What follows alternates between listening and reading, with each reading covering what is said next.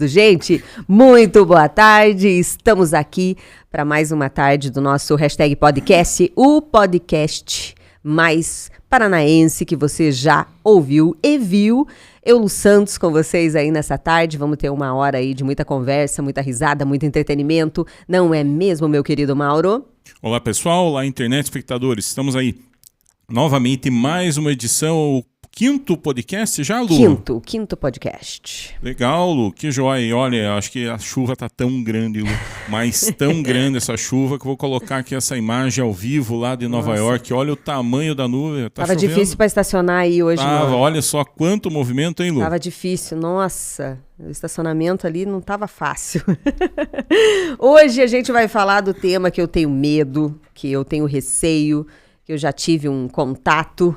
A gente vai falar sobre extraterrestres, a gente vai falar sobre ETs, sobre abduções. Mas aquele bonzinho do Steven Spielberg ou aquele do mal do Independence Day? Que eu tive contato? É. Eu acho que era o bonzinho. Ah, então tá tudo bem, é o bonzinho. Tá bom, só se eu fui abduzida e não sei, né? Sorte que estamos com um especialista hoje que vai esclarecer para nós, né, Lu? Vai esclarecer, Dirceu Klemba, muito boa tarde, seja bem-vindo. Boa tarde, Lu. Então hoje nós vamos tirar todas as dúvidas possíveis e saber de várias histórias, né? Ah, com certeza, né? A gente de Ponta Grossa tem um hotspot de casos ufológicos aí. Meu Deus do céu. Também com a gente o nosso master, Acácio. Boa tarde, Acácio. Boa tarde, Lu. Boa tarde, Seu. Boa tarde, Mauro. Boa tarde, Vanessa. É Vanessa mesmo? Isso, Vanessa. Então hoje nós vamos matar a curiosidade aí do pessoal sobre os ETs extraterrestres com nosso amigo Dirceu. Isso, e ela com a gente também, a Vanessa. Seja bem-vinda, Vanessa. Obrigada, boa tarde, pessoal. Hoje eu vim aqui também para aprender e para saber muito, porque eu amava assistir os filmes sobre ETs, hein? Então vai ser mais ou menos assim. Bom, eu já dei um spoiler, que eu já tive um contato, mas primeiro, Dirceu, vamos começar lá atrás. Quando que foi que surgiu essa ideia, essa tua paixão pela ufologia? Bom, eu sempre desde criança eu tive curiosidade sobre o assunto, né? Então aí em 2015 eu conheci um grupo de pessoas aqui na cidade que estudavam um fenômeno. E aí então a gente começou a interagir, conversar. E a gente partiu para as histórias aí de fazer as vigílias, fazer os trabalhos de campo, né? Porque eu sempre gostei mais dessa questão de trabalho de campo. Tem muito pesquisador aí que pesquisa em livros, faz análise de casos de livros e tudo mais, nada contra, né? Mas eu prefiro ir lá a campo, onde realmente o fato está acontecendo, né? E isso é o diferencial hoje, que a gente não tem muita gente fazendo isso. São poucos os ufólogos, os pesquisadores da área que fazem isso, né? Então é uma área que é muito gostosa da gente fazer e todo dia a gente está aprendendo coisas novas, isso que é importante. Então hoje eu estou tentando buscar mais informação, me especializando sobre o caso, para que eu possa entender e compreender, né, gente? Porque achismo dentro da ufologia não funciona. Ou é ou não é, né? Você não pode achar que é, dizer que é, depois dizer que não é, né? Então, sei lá, tem que buscar essa informação dentro da maior verdade possível, né? E Dirceu, para a gente começar, me conta uma coisa, quantos casos, quantos registros aproximadamente tem aqui na região dos Campos Gerais? A gente não tem, assim, um número formal de casos, né? O que a gente sabe é que os primeiros registros nos jornais da cidade, eles partiram em 1917. Então, em 1917, a gente pode ter até casos anteriores, né? A gente sabe, nós vamos falar sobre os túneis secretos, né? E esses túneis, eles são lá do século XVII, século XVI, né? E o que acontece? Registrado nos jornais da cidade, 1917 para cá, tem inúmeros casos, são muitos casos. Você sabe, assim, já de prontidão, assim, quantas vezes, ou se você chegou a ver, ou você só estuda os relatos da pessoa, você já chegou a ver? Eu já cheguei a ver algumas situações bastante inexplicáveis, né? Nós temos aqui na cidade, tem a região do São Jorge, né? Inclusive um local que pode ser um local de civilizações incas, né? A gente tem um forte indício para isso, né? E também nós temos lá na região do Itaioca, também tem uma pedra lá onde a gente passou por uma atividade lá também que a gente teve um sensorial de cheiro de café. Muito legal. Eu vou estar mostrando as fotos aqui na sequência. Que legal.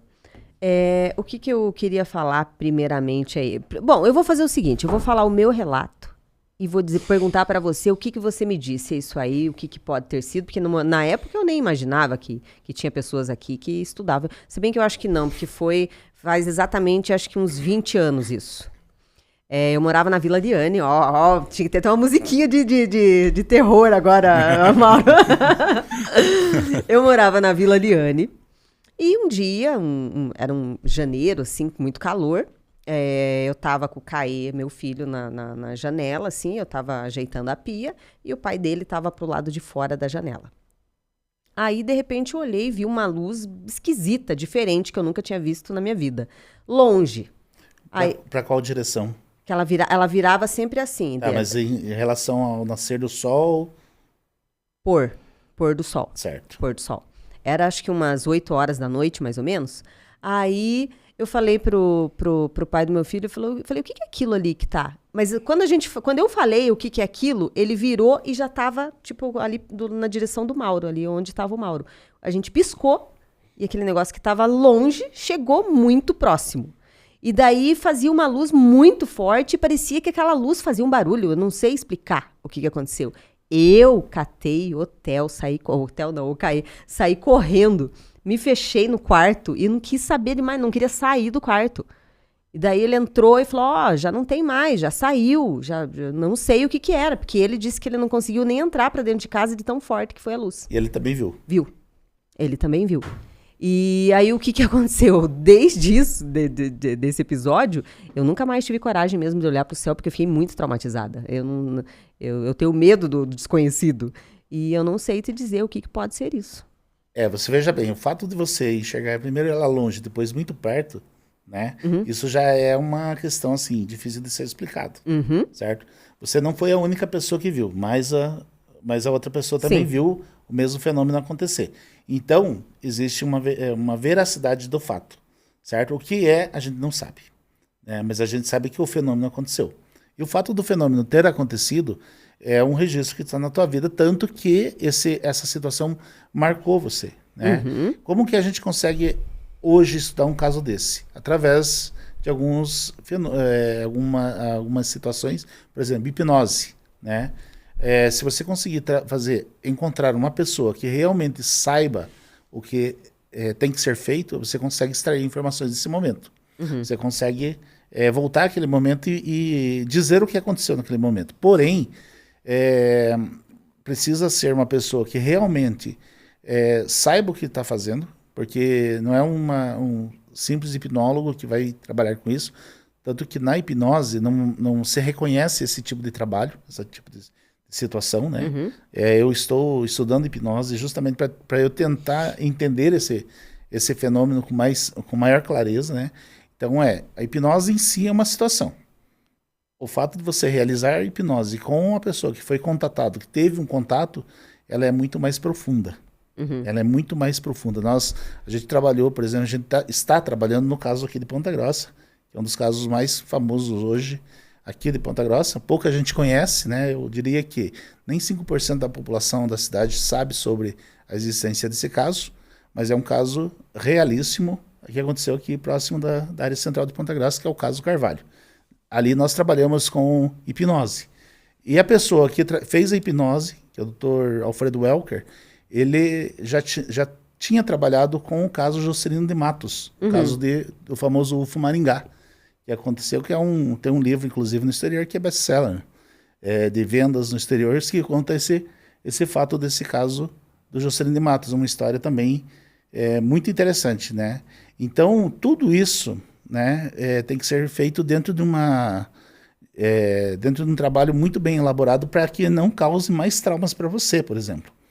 Se você passar por qualquer hipnoterapeuta, ele pode fazer um processo que pode trazer problemas para você, certo? Então a gente não aconselha justamente por essa questão, mas se for feito com uma pessoa qualificada, uma pessoa que saiba o que ele está realmente fazendo, pode trazer bastante efeitos e efeitos positivos. Esse aqui é do caso Carvalho. Exatamente, esse é o caso do Carvalho, caso que aconteceu aqui na cidade de Ponta Grossa, aqui na Vila Vilela. Na próximo Vilela aqui? Próximo da Vila Liliane, né? Próximo da Vila Liane. Viu, Mauro? Eu tô aqui aberto no meu celular aqui. Você lembra como conectar no AirPlay no Apple TV? Não. Então só me joga teu celular aí que é pra já. Passa lá pra ele, fazendo favor a Cássia. Porque eu só olhei aquela foto e já pensei, misericórdia. Que é isso? Essa imagem é bastante interessante, né? Quando o pessoal vê ali, né? Porque quando passou na TV esse caso, me ligaram, Dirceu, você viu que os seres estavam ali a hora que você fez a imagem? Eu não tinha visto.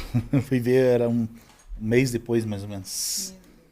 E eles apareceram de alguma forma ali, que foi... Algumas pessoas podem falar, até é bom a gente deixar bem claro isso, que a gente fala muito, às vezes, em imagens, e muitas pessoas falam da esqueci o nome. Você faz é como se você criasse a imagem na sua mente. Entendi. Certo? Você olha e você cria. é o que você quer enxergar. Exatamente. Né? Então, fala-se muito nesse termo.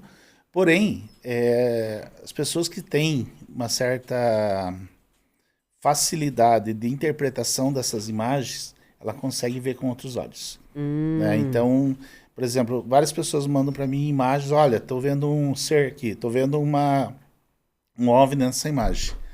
Eu sinto a presença. Eu sinto a presença. Se eu não sentir a presença, posso procurar, não existe. Às vezes você não está vendo nada, eu sinto a presença, vou lá e está lá. Entendi. Essa imagem? Essa imagem, dá um zoom, ó, se você ver no círculo aí, ó, parece que tem um ser ali, né? Meio que transparente. Né? Então, olha, você vê lá em cima a cabecinha verde, né? E daí eu não tinha visto essa cabeça verde. O braço, né? E o corpo descendo ali em direção ao chão. Exatamente no local onde a dona Marisa viu o caso. Na Vilela. Na Vilela. E se a gente olhar, volta um pouquinho, volta a imagem. Se a gente olhar embaixo do braço e você virar um pouquinho, você vê o segundo ser, né? O professor Jefferson de Souza, quando esteve ali com a gente no dia que aconteceu esse fato, ele falou que não era um ser só, que tinham 3 seres de uma tipologia e um ser de uma outra tipologia. Entendi. E todos eles se manifestaram. Todos eles foram... Meu Deus. Foram lá encontrados. Então aqui... E essa próxima aqui? Então, só para o pessoal entender um pouco, esse caso aqui aconteceu no dia 11 de abril de 2022. É um caso bem recente. É recente? Isso aconteceu aqui no bairro da Vila Vilela. Para quem é morador aqui da cidade, conhece ali, ou já viu falar o Olho São João Maria. Sim. Então é ali do outro lado, ali na parte de cima ali. Aí tem um paredão de rochas ali e do outro lado tem um condomínio. Né? Então esse é o local ali que aconteceu o fato. Né? Nessa residência, a dona Marisa, ela acordou de manhã, 15 para as 6 mais ou menos da manhã, ela saiu ela sempre deixava a água aquecendo e saiu ali para fora e deu de cara com esse ser. Ali que ela... Aí eles entraram em contato comigo, né? Umas 2 horas depois, ou 3 horas depois, eu já estava no local. E aí a gente partiu para o estudo. Na época, eu tinha 2 amigos que moram... Um morava em Maringá, o outro próximo de Maringá. Eles vieram, que é o Dr. Jefferson de Souza e o Paulo César de Oliveira. Eles vieram para Ponta Grossa, à noite a gente voltou no local e prosseguiu, deu continuidade às investigações. E aí a gente fez análise química, fez fotografia, fez imagens, enfim, uma série.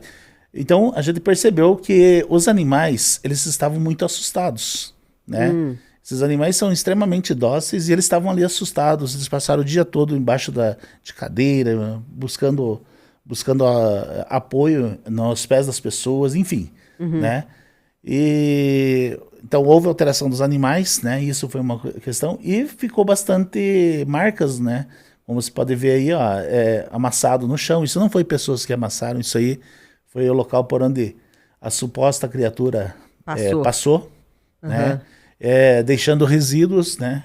Tem resíduos, inclusive, ó. Essa folha aqui, a gente fez uma análise fotográfica. Eu na hora não sabia exatamente o que fazer, eu estava meio perdido na situação, né? Nunca tinha enfrentado um caso como esse, né? Um caso aí de aparecimento de ser. A gente analisava a luz do céu, uma coisa desse sentido, mas um caso assim tão realista foi assustador. Então foi aí que eu tive que deixar de ser criança da ufologia e tornar-se um profissional para realmente pesquisar a fundo e tentar entender o que estava acontecendo. Essas são as pessoas que viram. Esse é o professor Jefferson de Souza. Ele que veio de Maringá. O professor Jefferson de Souza, ele tem uma história muito interessante que ele trabalhou ele sempre trabalhou nessa área da ufologia pelo mundo. Né? Ele era um agente da área 51. Aí já estamos no outro nível, né, Mauro? Exatamente. Então a gente. Aí já subiu, hein? Então ele trabalhou. Aí precisa visto, passaporte. Inclusive, eu estou estudando o caso do Jefferson, né? Porque o Jefferson ele nos deixou em agosto de 2022. E a gente, de alguma forma, a gente está tendo contato com ele. Ele tem se comunicado de alguma forma comigo. E o incrível é que ele sempre está em Ponta Grossa. Né? E ele sempre falava que ele deveria estar em Ponta Grossa e não em Maringá. Né? Então existe uma situação, né, que é bastante questionadora sobre a partida dele. Né? Por que ele nos deixou e a forma como ele nos deixou. Será que não foi abduzido? Não, talvez um ato criminal. Talvez um ato criminoso. Nossa. Bom, o fato é o seguinte, o fato é que, em primeira mão, nunca falei isso pra ninguém, né? O Jefferson deixou um vídeo gravado comigo falando quem teria interesse na partida dele. Né? Esse vídeo está comigo, né? Inclusive até quando a gente trouxe ele de onde ele estava para uma outra região, eu fiz questão dele gravar esse vídeo, né? E então ele deu nomes de pessoas que teriam interesse que ele não aparecesse, né? Entendi. Que ele desaparecesse. Como se fosse uma queima de arquivo. Não vamos chegar a falar dessa forma, mas eu estou estudando esse caso. Entendi. Né? Eu estou estudando, eu tenho bastante material, né? Que eu estou indo a fundo, a gente já sabe muitas coisas que aconteceram em relação a ele e a gente está analisando para ver até que ponto isso pode ser verdade. O problema é que assim, não vamos trazer ele de volta, né? Sim. E isso é muito ruim, né? Porque a gente não consegue trazer ele de volta. Mas o que a gente pode falar, né?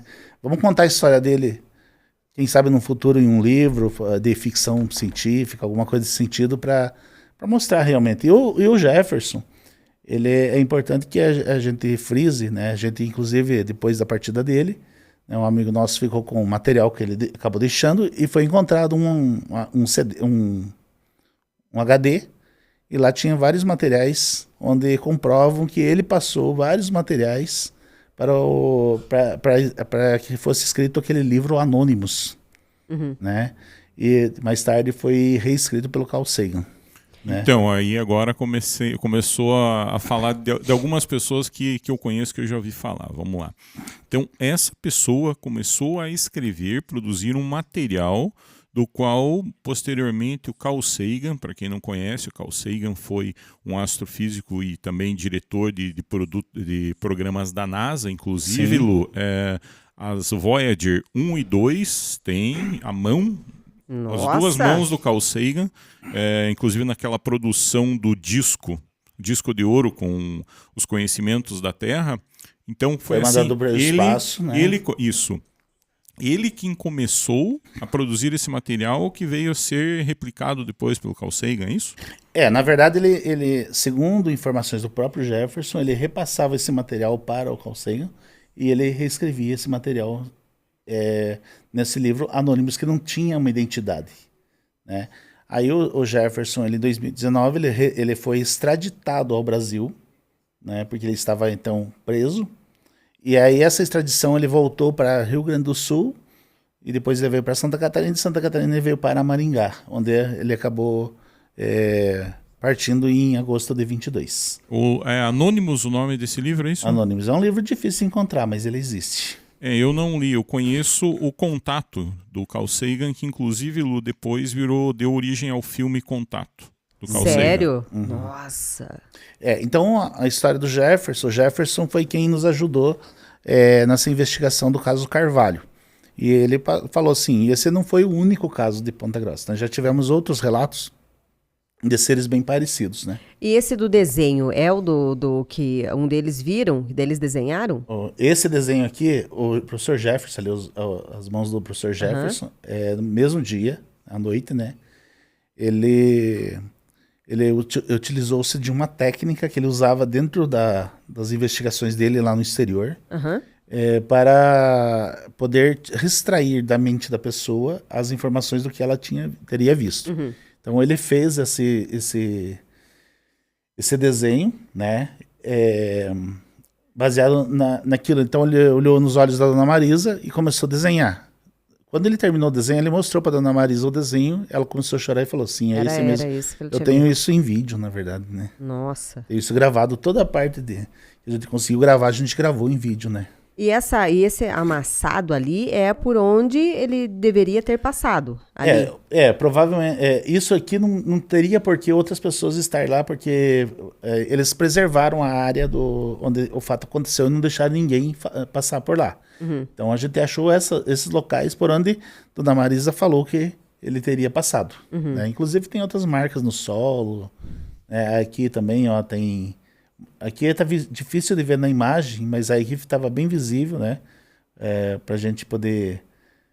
foi fotografado com celular e daí não ficou muito perfeito a imagem, né? Então, aqui já é a imagem daquela gotinha. Sei. Lá onde tinha... Aquele material. O material ali, né? A foto que você vê ali, de um lado, ela onde não tinha nada. Né? E do outro lado pode ver que tem uma distorção na forma da degradação ali, né? O processo já começou a degradação. Então essa folha, ela realmente... coloca a outra imagem, por favor. Essa aí, né? Esse é o processo natural de degradação da folha. E aonde estava a marca da folha, ela alterou essa degradação. Pode ver que já teve uma alteração aí no meio aí, ó. Certo? Então, ela sofreu alterações no processo de degradação da folha. Tá? Tem mais... Pode passar mais fotos. Tem mais fotos aí, né? Aí são os materiais que a gente retirou, material, né? Por exemplo, a folha e os 3 pontos de contato, onde a gente identificou o contato do ser, onde ele ficou presente, né? Então, a gente fez uma análise química desse material. E o interessante é, se a gente observar, ele deu alterações no silício. Né? Pode colocar ali. Opa. Cadê aqui? Deixa eu só pegar aqui de volta onde que eu parei. Passando. Aqui.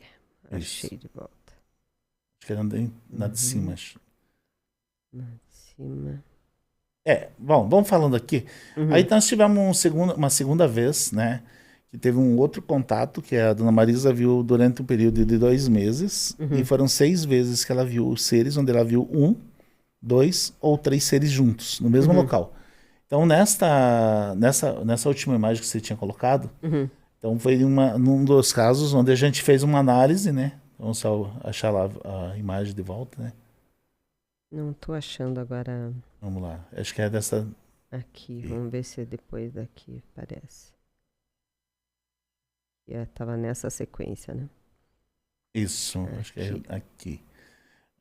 Aqui a gente consegue ver que teve alterações. O óxido de alumínio, por exemplo, ó, a M2D ali do meio, ela teve alteração.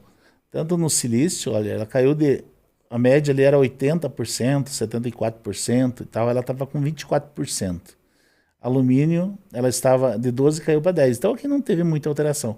Mas olha que interessante, cálcio. Cálcio normal é de 1 a 2%, estava com 42%. Certo?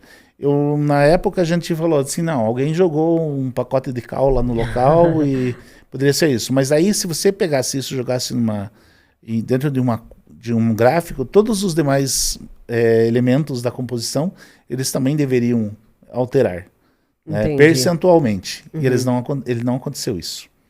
Não aconteceu isso. Então a gente analisou tudo isso aí. Cássio, Você já teve alguma experiência? Você já viu algum ET, Cássio? Não. Só o do Rodolfo lá mesmo. Só o Rodolfo? Só. Eu vou contá-lo, um amigo nosso, inclusive amigo teu, uma vez a gente vindo de uma invasão do tempo da rádio, aí, há muitos anos atrás, a gente viu umas luzes no meio da estrada. Falei, meu Deus, olha o que é aquilo, rapaz? E de longe umas luzes assim, diferentes.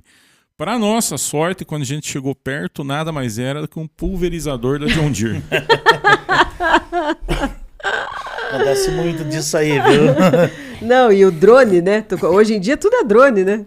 Nós vamos falar sobre drones daqui a pouco. Vamos falar? Aí. Vamos, né? E voltando ali no caso Carvalho, só pra gente concluir, acho que tem mais umas fotos legais aí, né? Que dá pra mostrar também. Uhum. Essa aqui, essa aí, esses pontinhos aí que aparecem. Isso aí foi uma folha de café, né? E aí a gente fez análise desse material. Aí são imagens, né? Nesta imagem aí tá bem pequeno, mas são pequenos cristais. Então isso aí nos sugere uma possibilidade desses seres ter origem, por exemplo, em locais subterrâneos, né, que ali tem cavernas no caso, né? E daí, bem na época, saiu aquele filme sobre o contato lá que teve do Moment of Contact.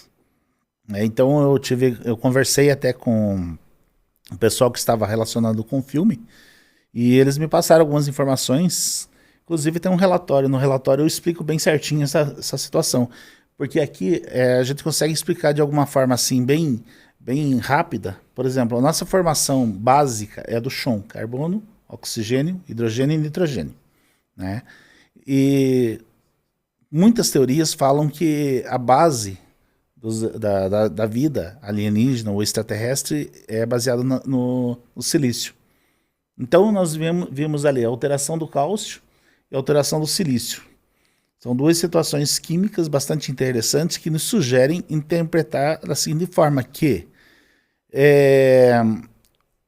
aquela coloração marrom que muitos verem pode ser uma substância chamada nitreto de silício. Certo? O que seria esse nitreto de silício? Se você der uma busca aí no Google, você vai ver que o nitreto de silício ele foi descoberto recentemente, em 1960, por aí. E ele hoje é usado justamente nos foguetes que são enviados para fora do planeta. Certo? Então isso é uma coisa muito interessante porque quando a gente começa a analisar o que seria esse material, é um material que tem tenacidade, que tem resistência a impacto, resistência térmica, resistência... Enfim, ele é um material que poderia servir muito bem como aquela proteção daquela coloração, daquela suposta cor que os seres apresentam. Sim. Poderia ser essa sugestão. E aquele líquido que a dona Marisa falou assim, parecia um óleo, poderia ser baseado nessa formação do cálcio. Né? Inclusive no livro, no relatório, que a gente tem, o relatório sobre esse caso de 35 páginas, eu explico bem certinho qual seria esse material. Até o momento não teve ninguém que questionasse sobre essa situação, sobre essa hipótese, né? Então é um caso que a gente ainda segue em estudo, né? Não somos dono da verdade com relação a isso, mas a gente está trabalhando sobre essa situação, né? Inclusive, o caso Carvalho é um caso que a gente estudou durante um ano, aí que a gente emitiu um relatório sobre o caso. Aí nós tivemos a presença do Edson Boaventura. Ele veio aqui, né, em Ponta Grossa, e eu conversei com ele. Valtamilo, esse é o homem do livro aí. Esse aí é o homem do livro. Inclusive, essa história do livro, eu tenho aqui o livro comigo. Eu só queria ver o seguinte com você. Pra gente chegar ali na sequência, senão a gente não vai conseguir falar todos os casos, que o caso Carvalho foi meia hora. A gente daí na sequência vamos ter que escolher o que você acha. Eu sei que todos são interessantes, cada um tem a sua forma. Os outros são né? mais rápidos. Então beleza. Esse é o caso mais... Então o Edson Boaventura, ele esteve aqui em Ponta Grossa e ele fez análise do caso. Eu sentei com ele e falei, olha, eu acertei nisso, eu errei nisso, eu tenho dúvida nisso. Vai lá com a dona Marisa e fique à vontade. Ele foi. Falei assim, se não tiver veracidade no fato que ela está falando, eu também quero saber. Pode ir a fundo, certo? Pode ir a fundo e pode fazer a investigação lá, procurando falhas mesmo. Porque se ela mentiu para mim, eu quero que você descubra. Né? E eu fui a fundo nisso aí, deixei ele bem à vontade e ele chegou no final e falou assim para mim, eles não contaram tudo que eles sabem. Eles não falaram tudo Eles não falaram tudo que eles sabem. E o senhor acha que no meio disso tem o quê? Tem os homens de preto, que são famosos? O que o senhor acha? Esses aqui ainda não me procuraram, né?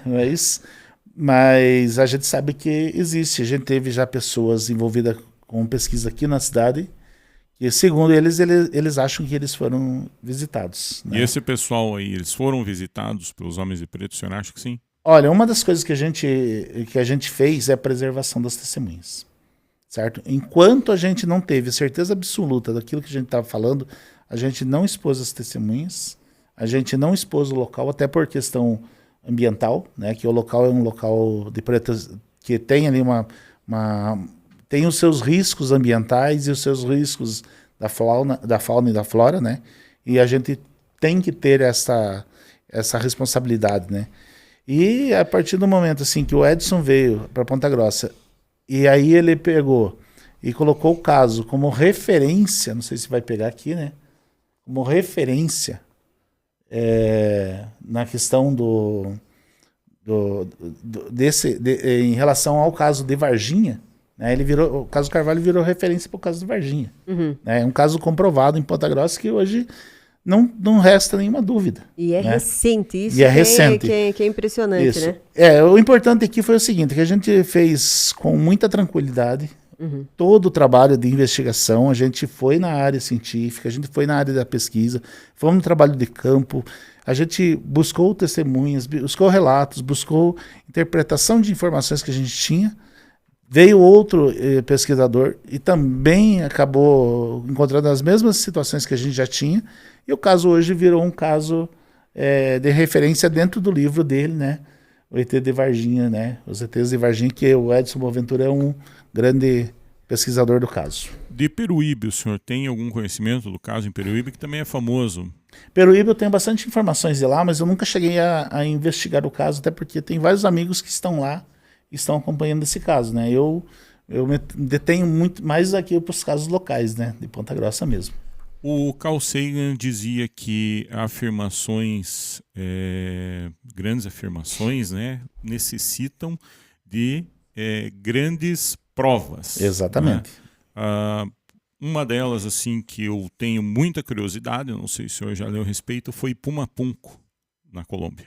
Eu não conheço o caso. Conhece? Não conheço o caso. Você acredita que tem um outro mundo, igual nós aqui vive aqui, desses ET? Você disse mais pessoas, mais locais que como a Terra? Tipo a Terra, nós aqui habitados, mas você acha que tem um outro planeta que eles vivem? Olha, se a gente for analisar o tamanho do universo, né? Você consegue formar dentro da tua mente a imagem de Deus?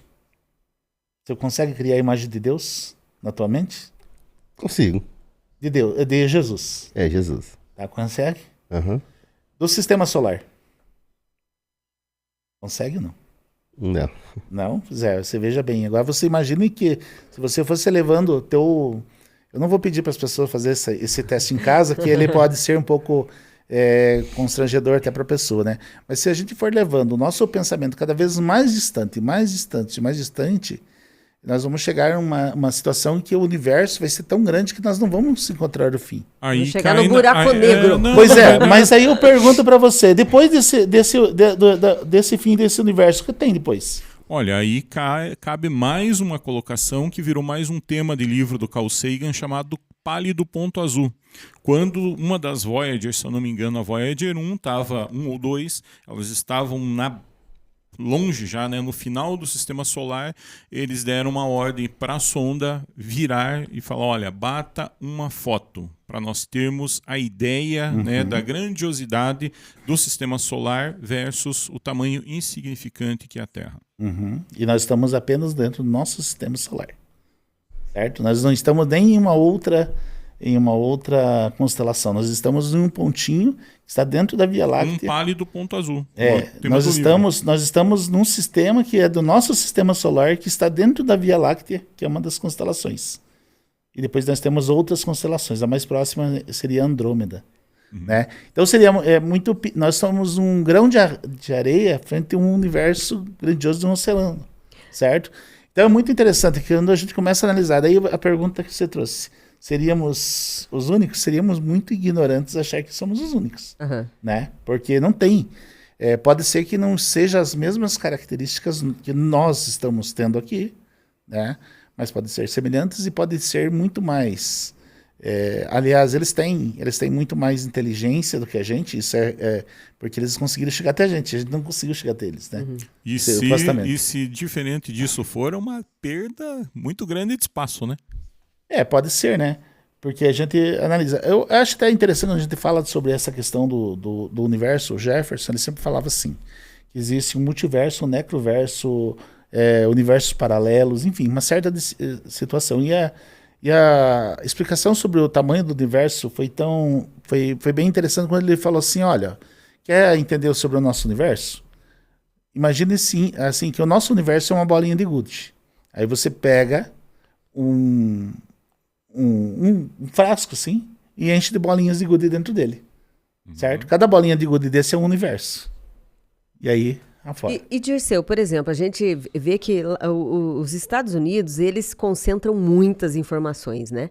A gente até teve uma época, no Fantástico, começou a fazer uma série, né, de reportagens, aqueles conteúdos secretos daqui do Exército Brasileiro mesmo, né? E você acha que todos esses filmes que eles fazem, é alguém que vaza informações e eles criam isso aí? Ou será que não é... Não é nem eles, ou será que ou será que já é uma forma de mostrar para a humanidade aquilo que nós estamos vivenciando, mas que, se for claramente mostrado, causaria um choque extremo? Como que é o nome que eles falam, que tem vários andando entre nós? Como é que é o nome das pessoas? O híbridos, né? Híbridos. A gente tem aqui... Fala que o Elon Musk é um híbrido. Né? Falam, né? Mas, assim, aqui em Ponta Grossa, existem várias pessoas que elas estão dentro dessa categoria de híbridos. Né? Eu conheço, por exemplo, algumas pessoas, elas têm, por exemplo, os olhos na forma de gato. Né? E o dentro do olho, assim, é diferente, né? Sim, o olho é diferente. Um dos segredos é você olhar o olho da pessoa, né? O olho fala muito sobre quem a pessoa é. Né? Então,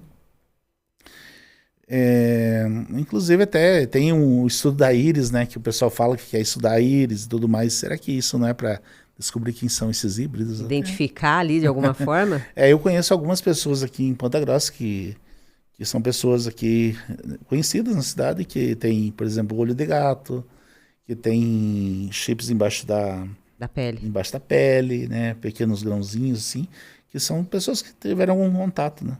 Vanessa, você já viu alguém com o olho meio gateado? Não vi. Agora fica a dúvida, porque hoje as pessoas estão se transformando também diferente. E essa questão do olho. Tem tatuagem no olho, né? Você fica na dúvida, né? Sim. E a grande pergunta que tá na minha cabeça, que não quer calar, qual o grande interesse dos OVNIs aqui na Terra? Qual?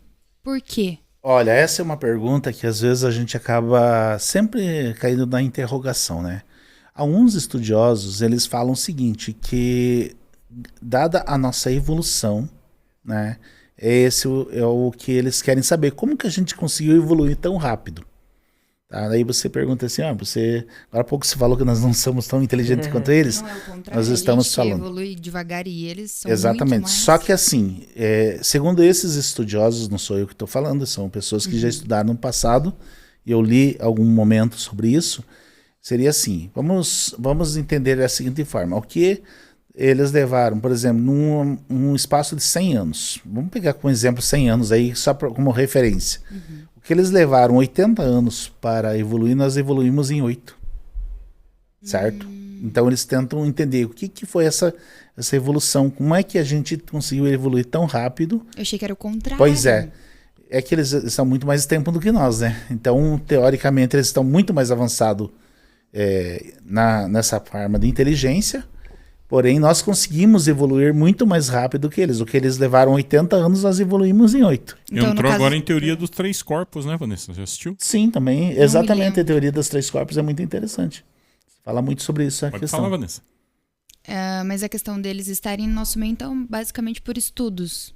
É uma alternativa, não quer dizer que seja exatamente isso. Mas, porém, por outro lado, eles podem estar nos auxiliando. O registro de eles fazendo mal à humanidade existe? Existem até os anos 90. Esse que é o medo, né? Então, até os anos 90, a gente teve vários relatos de pessoas que foram abduzidas e acabaram isso aí morrendo, né? Esse é o medo, né? Esse é o medo, então, imagina. assim, eu baseio muito naquilo que o Jefferson falou pra gente. Então, nos anos 90 foi feito um acordo, né? Que eles não estariam mais utilizando humanos, somente animais. Quem fez esse acordo? Né? Então, aí fica... essa é a dúvida, né? Não foi aquele que participou, o Chico Xavier? Não, o Chico Xavier é uma outra história, né? Outra história. Mas é o que tem a ver com a área 51, né? Pode ter. A área 51, o pessoal às vezes fala... É ali que surge o acordo? É que na verdade é assim, o pessoal fala muito sobre a área 51. A área 51 é um departamento que está em Nevada, dentro de várias outras áreas, né? Então, veja bem, vamos imaginar que naquela área existe uma grande área tecnológica. E cada área tecnológica recebe um número, área 1, área 2, área 3, tudo mais. E cada uma dessas áreas, elas são responsáveis por um tipo de pesquisa. A área 51 seria sobre vidas extraterrestres. Áreas, né? Certo? Porque assim, ninguém pode chegar perto, né? É bem isolado. O que eu passei a minha infância vendo vídeo no YouTube sobre a Área 51, eu adorava, mas eu morri de medo. Inclusive no canal da Academia de Estudos Exológicos, nós temos lá a biografia do professor Jefferson Barba de Souza. E lá ele conta como que foi. É uma live de 3 horas, mais ou menos, né, onde ele conta desde os primeiros momentos, onde ele teve o primeiro contato, onde ele saiu do quarto dele, a convite de um ser que veio buscá-lo. Ele saiu, ele passou por uma parede e foi até um planeta, e o seu retorno. Né? E no seu retorno, a parede mostra que os pés dele saíram com um tipo de lama, né? Assim é o relato dele, né? E ficou marcado o chão da casa e o lençol do quarto dele, e os pés deles, quando amanheceu, também estavam com aquele tipo de material. Nossa. Né? Então esse é o relato dele, tem lá no canal no YouTube, temos lá essa situação. Bem interessante. Dirceu, para a gente voltar aqui aos casos da nossa região, o que você acha aí importante para a gente falar? Eu vi que tem até aqui o buraco do Padre. Tem. Esses lugares mais afastados. Sabia que lá na região de Castro, porque a gente é de Castro, eu sou aqui de Ponta Grossa, mas moro em Castro atualmente, o pessoal vai muito no Guedes. Lá, diz que lá no Guedes não conheço o local, mas é um local que todo mundo que vai e fica lá acampando e tudo mais, sempre consegue ver algo diferente. Na verdade, assim, os estudos que eu tenho desenvolvido aqui na nossa região, né, não somente em Ponta Grossa, eles mostram que existe uma possível rota desses OVNIs. Né? Então, esses OVNIs, eles vêm desde lá da região de Manaus, Amazônia, lá, né, Amazônia peruana, depois entra na Amazônia, passa pelo Minas Gerais, São Paulo, entra no Paraná e vem descendo. Passa em Jaguareaíva, Piraí do Sul, Castro, né? Aí ele desvia aqui pela região do Abapã, passando por Itaiacoca, saindo lá na Serra São Luís do Purunã, buscando a Serra do Mar e descendo por Joinville, depois lá na região de Porto Alegre até o Uruguai. Mas só região bonita, eles têm um bom gosto essa turma, hein? É a região de morros, né? A gente vê que é difícil o acesso das pessoas nesses locais, né? E também tem quartzo nessas regiões, né? Então, uma das explicações que eles procurariam esse tipo de região é devido à presença do quartzo. Né? Agora, qual a explicação para isso, a gente não tem ainda. Entendi. Acácio, lá na tua região, lá pra cima, nunca houve caso? Lá em Rondônia? Já teve algum caso de Rondônia ou não? Que eu conheço, não. Você lá, desde você... Mas tem Pará, né? Que é próximo Pará, lá nós temos a Operação Prato, né? Né? Não, na região lá a gente não acredita muito nessas coisas. Aqui é muito forte isso, né, Mauro? A gente sempre vê alguém falando sobre esse assunto, né? Olha, Lu, tem teoria até da Vila Velha, né? Quem esculpiu aí a taça da Vila Velha? Dizem que foi o Fundemar, mas será? Ficou muito bonitinho, né? Tá muito bonito. Sobre Vila Velha tem um fato que a gente não conseguiu ainda encontrar esse local, mas o fato existe, segundo várias pessoas já falaram sobre essa situação, de que alguém estava em Machu Picchu e ele entrou numa caverna e saiu em Vila Velha. Puta, aí eu vi vantagem. Ele estava em Machu Picchu, ele entrou num túnel e saiu em Vila Velha. Então é isso que fala ali dos túneis secretos? Os túneis secretos é uma história bastante interessante. Aqui em Ponta Grossa nós estamos praticamente em cima, né, de mais de 100 quilômetros mais ou menos de túneis subterrâneos. São túneis enormes, coisas assim que passa 2 caminhonetes dentro deles assim com maior tranquilidade. E eles, até onde eu consegui estudar hoje, né, onde começou o meu caso de estudo, quando meu pai contou uma história de que embaixo de um colégio da cidade tem um lago subterrâneo. Nossa. E aí, essa curiosidade, falei, poxa, mas como assim? Como assim? Começou isso lá, eu era criança, né? Mas hoje eu sei que realmente, embaixo do nosso Ponto Azul, é um lago subterrâneo. Embaixo do nosso alagado é uma galeria de água. Tanto que quando você fura um poço artesiano, tem... né? Nós estamos fura, em cima. Tem uma galeria de 30, 40 metros aí que você vai atingir a água lá embaixo. Né? Nós temos aqui o aquífero Guarani, né? Que pega toda a nossa região, que é um local extremamente rico em água, né? Ponta Grossa tem lugares que está muito raso esse aquífero, né? Então, por exemplo, o bairro São Martins lá tem um local lá, quando surgiu o bairro lá, né? Eles abasteciam com um poço artesiano, né? E esse poço artesiano, mais tarde foi descoberto que era água mineral, né? E tanto que tem uma envasadora no local hoje. Você sabia que lá em Castro eles falam que embaixo da Igreja Matriz, sim, toda aquela região também tem comprovado. Ali teve o Instituto Dáquila Pesquisa, que a gente até já conversou algumas vezes, eu tenho contato com eles também, né? Inclusive aqui em Ponta Grossa a gente faz o trabalho do Caminho do Pé-Abiru, a pesquisa do Caminho do Pé-Abiru, né? Que passa aqui na nossa região. Eles vieram e fizeram um trabalho bastante interessante sobre toda essa questão. Inclusive, eles estiveram lá embaixo da igreja. Lá não é somente a história dos túneis que tem embaixo. Inclusive, a construção dela, ela tem ossos humanos. Então, e lá para o povo ainda é uma lenda, né? Não é lenda, lá é real. Por exemplo, né, você falando aí de Uvaranas, né? Então, se for da cidade inteira, tem caminho que você vai. A cidade inteira. O que a gente conseguiu investigar até hoje? Que esses túneis, eles estão ligando algum tipo de local que tem atividade religiosa. Ou é uma igreja, verdade. Ou é uma igreja, ou é um convento, ou é um seminário, uma coisa nesse sentido, né?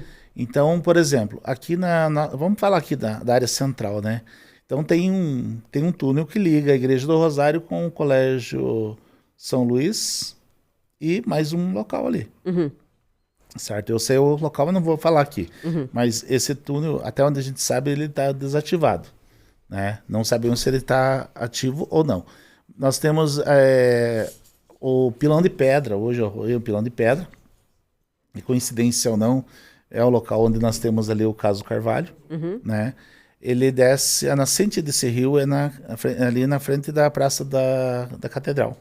E aí ele desce por baixo da Engenheiro Chamber, passa ali pelo centro, passa embaixo da Faculdade do Colégio São Luís, desce para Vilela. Enquanto tem outro rio que nasce lá próximo da igreja, acho que é Sagrado Coração, a Igreja dos Polacos, e desce ali, passa pelo calçadão, e desemboca aqui atrás da Copel, ali que forma o Lago de Olarias, o rio que forma o Lago de Olarias. Dentro da hidrografia da cidade, ele mostra que esse rio ele nasce ali no Parque Ambiental. Parque Ambiental? Ele não conta que nasce lá próximo da Igreja dos Polacos, onde ele forma uma parte, forma o Arroio São João, né? E outra parte que forma o Rio Rondinha. Mas que curioso, né? É bem curioso. Agora eu fico pensando assim, por que se esconde tanto essa situação dessa cultura, algo que poderia ser levado como turismo. Isso traz muita grana para a cidade. Imagine quanta gente não ia vir, hein, Mauro? Né? Você aqui saía, daqui a pouco tava ali em Uvarana já. Grande Olha, parte tem uma coisa que me material, interessa, né? Fazer esse tour aí, né? Vamos marcar e fazer esse tour, Lu. Grande parte desse material, ele está hoje poluído com águas poluídas de esgoto, né? Infelizmente, né? Voltando então para uma parte que eu tenho medo, né? As abduções. As abduções, elas são bastante interessantes, né? Muitas pessoas questionam sobre a questão das abduções, né? Mas as abduções, elas são muito mais simples do que a gente imagina. Muito mais simples. Mas é aquela coisa que fala que a pessoa às vezes nem sabe que foi abduzido? É uma coisa assim? Sim, sim. Muitas vezes a abdução pode acontecer durante um sonho, Nossa, durante um sono. Agora pegou aí, Vanessa. Ai, coisa de filme. Porque a abdução acontece o seguinte, nem sempre você lembra do que aconteceu, né? Por exemplo, eu quando tive quando eu comecei, eu vou contar agora uma história que aconteceu comigo, né? Quando eu comecei a estudar ufologia em 2015, nós fizemos uma primeira vigília lá no São Jorge, exatamente onde tem o suposto templo Inca, certo? Foi lá que foi feita a primeira vigília. Nós tínhamos uma semana antes indo fazer uma investigação de um caso lá no Capão da Onça, e daí nós fomos lá para esse local. Até umas 9 e pouco da noite não aconteceu nada. De repente começou a aparecer uma luz no horizonte e ela se deslocava e desaparecia. E ela voltou a ver, nós fizemos um registro 21 vezes. Nossa! E aí, nesse caso, daqui a pouquinho vai ter a imagem aí para vocês verem. Depois mais tarde a gente conseguiu identificar algumas situações estranhas que aconteceram nesse dia. Algumas registradas por imagens, né? Será que consegue, Mauro? Lu, me dá teu celular aqui, eu conecto de novo, Lu. Pode ir conversando com ele. Pode ser, por exemplo, a gente filmou, nas imagens a gente encontrou algumas coisas, algumas situações que não tem explicação, né? E, sei lá, depois desse momento, durante 3 momentos, eu tive 3 sonhos. E nesses 3 sonhos, eu estava deitado no chão e veio até mim uma nave pequenininha, assim, nesse tamanho. Eu vi um bonequinho dentro e, de alguma forma, aquele bonequinho estava me passando informação. Então, eu via um painel, certo? Um painel, tipo um painel de avião. Nessa imagem, né? Não, essa é outra imagem. Deixa eu ver aqui. Esse aqui? Eu acho que... mas essa aqui é uma das situações. Tá? Volta nessa imagem aí de baixo. Essa aqui? Essa ali. Volta. Não. Volta na de cima. Anterior. Na anterior. Vamos essa lá. Aqui. Isso. Vamos ver. Vamos falando sobre os casos que nós temos aí, a gente vai explicando cada um deles. Tá. Esse aqui, acho que tem foto pra cima, né? Vamos lá. Nossa, ali tem um... Pode puxar mais pra cima. Acho que essa é a primeira, né? A primeira, aqui, peraí. Tem mais pra cima? Eu acho que tem mais pra cima, tá? Tá, vamos voltar aqui, então. Vamos falando sobre cada uma das situações aí. Vamos passando, então, as fotos, daí você vai... Vamos passando, assim, Você vai falando o que é cada imagem que a gente tá vendo aqui. Perfeito. Essa aqui é as primeiras. Tá, então essa aqui é lá no Itaiacoca, né? Se a gente olhar, ali é uma pedra. Nós estávamos lá, foi aí que eu tive atividade sensorial. Se você olhar de um lado você vê lá circulado um índio, e do outro lado está circulado um tropeiro, certo? Esse tropeiro, ele apareceu em sonho para mim e me falou sobre esse local. Aí você foi lá? Antes desse lugar, eu tinha ido conhecer o local que já tinha me falado. Aí entre esse momento e o momento que eu fui com o grupo de pesquisa lá para investigar, eu sonhei com esse tropeiro. E aí no dia a gente teve a sensação do cheiro de café brotando do chão. Que foi muito legal. Apenas uma pessoa que foi substituída em relação ao grupo que estava no sonho. Né? Então foi muito interessante. Pode passar. E depois apareceu a imagem dele lá na pedra, lá numa foto. Pode passar. Esse aqui é uma situação onde é uma foto, na verdade, uma ilustração de como eram os sacrifícios incas no tempo que o pessoal fazia as passagens pelos caminhos pelo antigo caminho do Peaberu lá no passado, 2 milhões de anos atrás. Pode passar. Essa é uma estatueta que foi encontrada aqui na cidade de Ponta Grossa. Fala-se que é a primeira vez que está sendo mostrada essa estatueta aí. É exclusividade. Então essa estatueta foi encontrada aqui na região dos Campos Gerais. Fala-se que eram 13. A princípio existem mais 6 desaparecidas. Onde será que está? Tá, ela está se deteriorando. Essa imagem aí é uma imagem lá do São Jorge, feita na pedra. É uma cruz. Do lado, pode passar a próxima imagem. Deixa eu ver. Aí do lado tem uma imagem de um rosto. Então, supostamente esse local era um local onde os jesuítas ensinavam o catecismo para os escravos, os índios que existiam nesse local aí. É muito perto desse templo também, onde eu vou mostrar. Esse aqui quando foi feito a tubulação final do pilão de pedra, lá próximo da Vilela já. Aí é a imagem colorida, né? Tá. Essa é uma estrutura que tem ali embaixo do Colégio Agrícola, onde era o Cine Império, né? E fala-se que tem uma porta ali nesse local ali, né? E a porta está ali.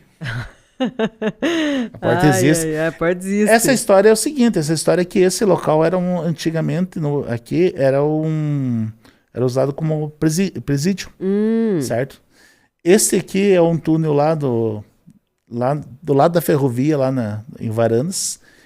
Essa parte foi restaurada ou reestruturada para a passagem de água, né? Pode passar. Aí, uns 10 metros está essa estrutura aí, ó, toda demolida. Essa estrutura aí, ela tem praticamente 1,5 metro de parede de concreto. Nossa! Isso aí foi demolido por explosão. Próximo a esse local tem essa estrutura aí, né, que supostamente sempre disseram que seria um negócio de ponte, que ali passa ali do lado do Alcool ali, né? Sei. Da ferrovia. Ali, passando da Alcool ali, já naquela pontezinha. Isso, exatamente. Então tem essa estrutura. Só que ali, essa ferrovia foi inaugurada em 1896, se não me engano. Certo? Então isso é de antes. Essa foto aí é uma foto bastante curiosa, só que está a mais de 50 metros de profundidade. A gente conseguiu essa imagem com drone, que é ali no Caso do Carvalho, dentro da estrutura ali do paredão de pedras. Lá no fundo tem essa estrutura lá que a gente não sabe o que é. Não conseguimos entrar lá. Esse aqui é uma das provas reais sobre o caminho do Peaberu. Provavelmente nesse local aí faltou a localização. Se der tempo a gente mostra a localização desse local aí. Seria uma espécie de um caminho que leva até uma ilha que está dentro do Alagados hoje, e tudo isso está submerso a aproximadamente 3 metros de profundidade de água. Então isso aí seria possivelmente o local da primeira capela que Ponta Grossa teve ainda antes da Santa Bárbara. Nossa! Porque a cidade era para ser lá na região dos Alagados, não aqui. Entendi. Ó, aqui tem assim, existe uma grande possibilidade assim de uns 90% desse aí ser o antigo caminho do Peaberu. Essa aí é a situação que vem para o lado de Ponta Grossa. Do outro lado estaria em direção a Castro, né? Então aí estaria o caminho. Ainda antes da divisão dos caminhos, né? Porque ele vem... Esse é o local onde está presente o altar Inca, né? Bem no topo ali, né? Parece se puder aproximar até a imagem. Essa aqui? Essa área central, ó. Pode ver que as linhas são bem retas, ó. Certo? Então, como que nesse lugar ficou reto desse jeito, né? Então isso aí foi feito por mãos humanas. Isso aí foi feito. A gente sabe que os índios que habitavam essa área ali na região, eles usavam esse local para templo de sacrifício. Tá? Então vamos lá. Aí outro pesquisador fazendo pesquisa no local, né? Essa é uma fenda que tem ali na região, uma das fendas que a gente teve acesso. Ó, esse local aí com mais... Olha, veja pela linha que ela é bem reta. Certo? Então, esse local aí, a gente só não pode afirmar que seria um templo inca, porque nós não temos ainda um parecer de uma pessoa especializada que possa confirmar. Ali, ó, o pesquisador se postou na posição do sacrificado. Ui! E ali, se você ver do lado, tem ó, olha aí, ó. Olha, ele colocou ali um facão, né? Para mostrar como é plano aquela tigela ali. Então, o que acontecia? Os sacrifícios incas, eles eram praticados de duas formas. Ou cortando a jugular no pescoço, ou então a parte abdominal. E o sangue ou as vísceras eram depositados dentro dessas panelas. E aí, ele escorria para o pátio. Lembra da foto que eu mostrei lá do sacrifício? Sim. Atrás ficava a pessoa que ficava observando, né, em relação ao nascer do sol. E tudo isso se encaixa dentro desse parâmetro. Aqui, gente, é uma história muito interessante. Essa é uma pedra que foi encontrada em 93, 94. Eu fui uma das primeiras 20 pessoas a pegar essa pedra na mão, na época. É uma pedra alienígena. Nós não temos muita explicação. O que chama atenção é a forma dessa pedra, forma de mapas. Mas que tamanho que ela tem? Ela tem mais ou menos um tamanho de uns 10 centímetros, 12 centímetros, mais ou menos assim, por uns 20 centímetros, mais ou menos. Nossa, ela é toda feita, né? Ela é toda tramada. Toda estruturada. É a mesma pedra aqui. Então, conforme você vai virando o ângulo, ele vai mostrando as posições dentro do mapa. Volta um pouquinho aqui essa imagem. Pera aí. De que época que é essa pedra? Essa pedra foi entregue em 93 para um empresário da cidade. Porque parece que foi feito por uma máquina 3D. E nessa época acho que não tinha. Não. Ela não era dessa foto. Ela não era dessa cor, inclusive. Ela era verde. Nossa. Se você observar, tem umas partes mais esverdeadas. Aqui, né? Ó, mais vamos aqui. pegar essa região aqui. Vocês conseguem identificar esse mapa aí? Mapa. Paraná? O Brasil? O Brasil? Não, esse aí é a região. África. Essa é a região dos Campos Gerais. Ah, dos Campos Gerais. Nossa! Não acredito. Agora você veja essa parte onde está o número 2 ali. Ah, É a bacia do rio Tibagi. E lá em cima está o Quênio. O 3 lá é o Quênio. Ponta Grossa estaria nessa altura aí, próximo do número 1 ali. então, e o Quênio é o lugar lá que todo mundo procura. Pois é. Então aí, essa pedra, eu ainda estou tentando trazer ela de volta. Eu sei com quem essa pedra está. Né? Ela está com uma cantora famosa em Salvador. Ó, aqui tá até... Inclusive, ó, olha a semelhança. Aí os 3 mapas. Ó, se você jogar o mapa do Paraná, inclusive nesse mapa aí, você consegue ver as divisões, primeiro Planalto, segundo Planalto, muito detalhe do relevo. Aqui, Ponta Grossa, olha a semelhança com Ponta Grossa. Nossa, é só virar que parece o... Se você exatamente. analisar, Ponta Grossa, ela não está igual ao mapa. Mas hoje é onde está tendo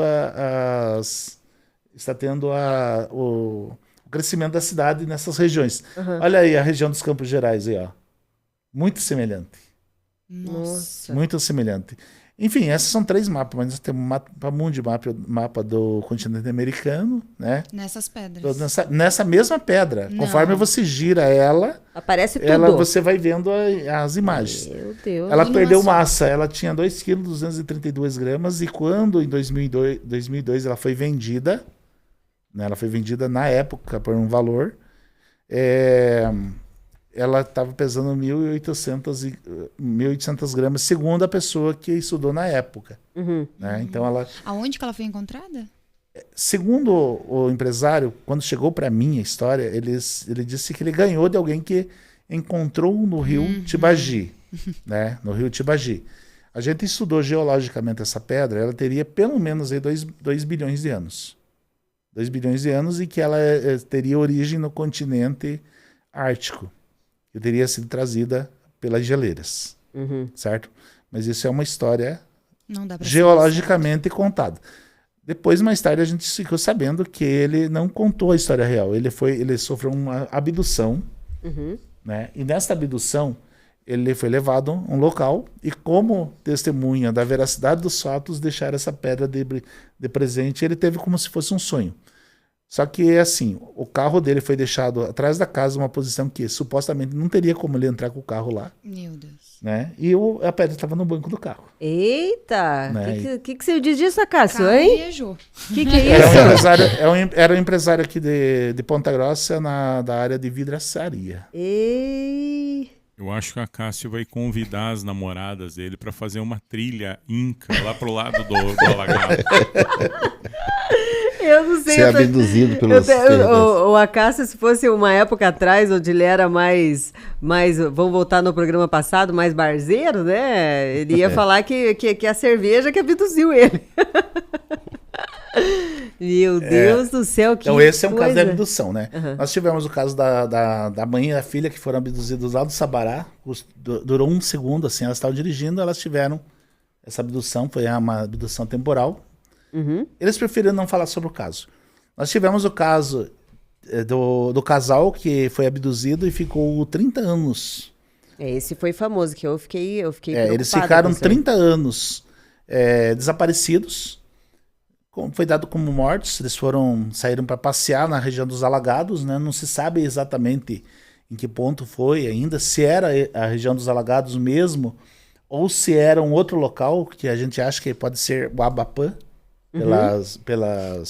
pelo registro das situações, e até pelo tempo, né? E aí, do nada, eles apareceram. Para eles foi como se tivesse passado a noite fora. Nossa. Né? Aí o caso foi levado, assim, foi abafado e tudo mais, e não deu nada, foram considerados como doidos, como malucos, né? Que coisa, hein? Pois é. Dirceu, a gente já está no final do nosso tempo aqui. Me diga tente falar alguma coisa aí para a gente fechar, assim, que realmente você ficou assim pensando assim, que, lógico que tudo não tem explicação, né? A gente fica sem ter explicação. Em um relato teu, assim, que você até hoje ficou, tipo, embasbacado. O caso Carvalho foi um deles. O caso Kate, né? Se você puder pôr a imagem daquela pessoa, um ser... ali que parece uma pessoa. O caso Kate, deixa a pessoa é aqui de Ponta Grossa, né? Ela teve esse contato. Ela vê uma luz que... Essa aqui? Essa aí. Uhum. Essa situação foi o seguinte, eu comecei a acompanhar um caso, já está 1 ano e meio de pesquisa, e esse ser aí, ele aparecia nos pés da cama dela, observando, e ela enxergava ele nos pés da cama e ela dormindo, certo? E aí no dia que a gente estava fazia acho que 1 mês que eu estava cuidando do caso, eu estava fazendo uma live com o Dinho, né? O Dinho está estudando sobre essa criatura aí, sobre esse ser.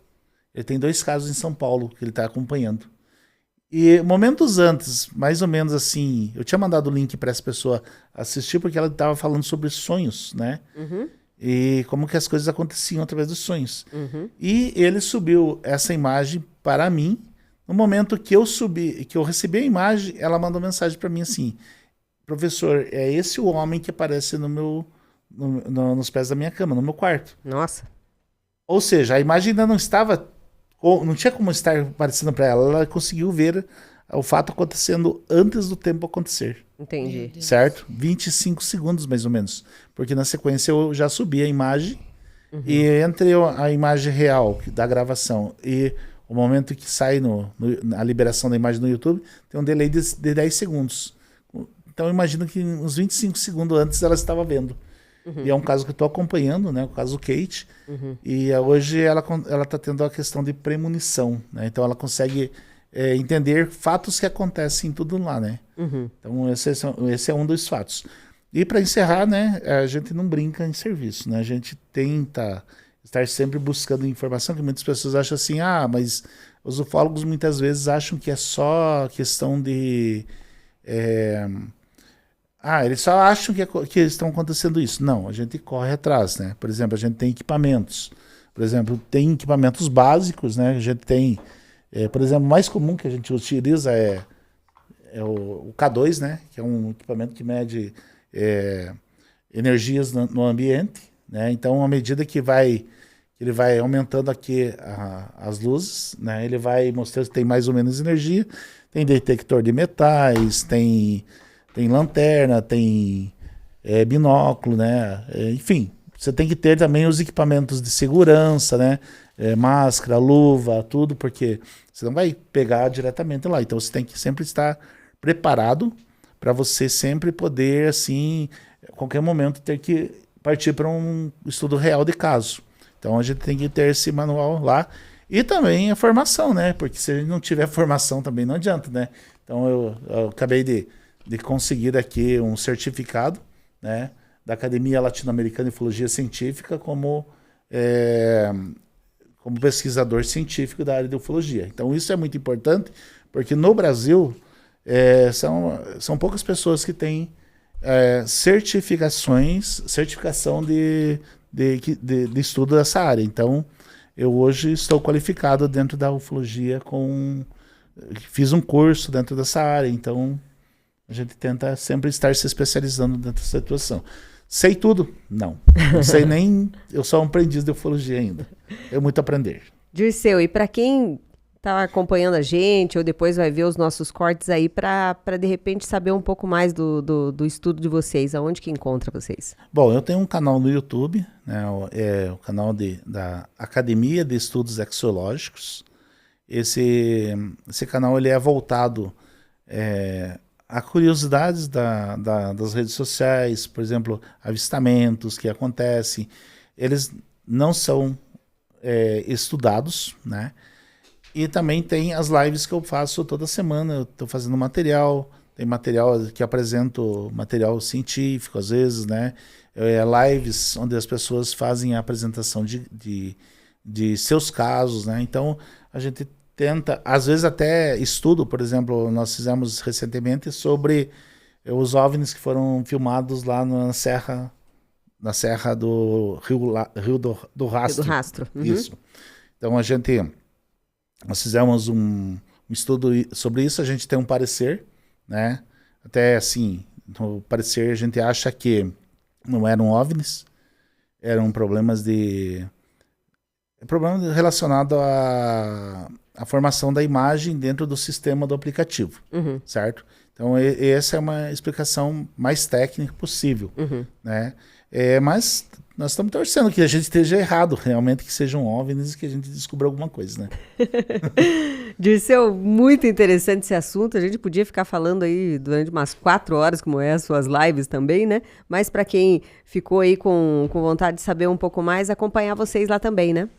Com certeza. E além do canal no YouTube, tem o site, né? Que é o www.abexo.com.br. Também lá tem local, tem artigos, tem livros, tem matérias. É um site que está iniciando agora, então tem bem pouco material, mas a ideia é a gente transformar esse site numa biblioteca sobre casos ufológicos, sobre livros e artigos sobre a área. Legal. Obrigada por ter vindo hoje conversar com a gente. Muito, muito interessante. E você, acaso, aprendeu um pouquinho aí sobre os extraterrestres? Aprendi aí, Dirceu. Você conversa com eles lá. Se não tiver esquerdista lá, fala pra ele me abduzir que eu quero ir pra lá. Ai. Valeu então, Dirceu. Valeu. Estou aí à disposição para responder perguntas. Quem quiser ir, é só perguntar pra gente também. Maravilha. Cássio, valeu? Valeu. Tchau. Só? Só. Vanessa, obrigado de ter vindo. Eu que agradeço, adorei vir. Mauro, ficamos por aqui, meu querido. Agradecemos a todos os nossos internet espectadores, mas antes, Lu, para não passar batido hoje, vamos lá, o nosso leite da Castrolanda Naturale, o melhor leite do sul do mundo, direto... Né, Lu? Estamos aí direto falando do leite natural. Da onde que é o leite da Castrolanda, Lu? É de Castro, é da região. Direto da cidade do leite, leite natural da nossa Castrolanda. Grande abraço, Willem. Gente, valeu, beijo pra vocês, até a próxima. Até o próximo episódio aí do nosso #podcast.